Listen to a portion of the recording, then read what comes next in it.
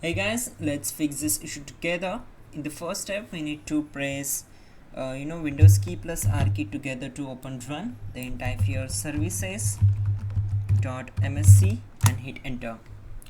Once we are here, we need to find out the Windows audio. Then simply right click on it, select properties, go to startup type and select automatic. Click on apply, then OK. We need to select it and click on restart the service. Once done, close this window, then go to the control panel.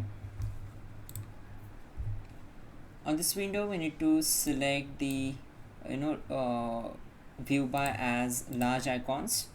If you selected category, then select large icons, then click on sound, and once we are here we need to select simply right click on it, select disable and try to enable it again. If this not work, select it and click on properties, then simply go to levels tab, set this up to the 100% and uncheck this option. If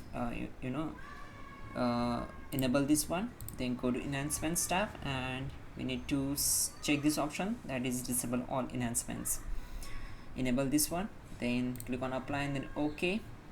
Once done, simply restart the system and your problem will be solved. You can also check out our description link to fix this issue quickly and effectively.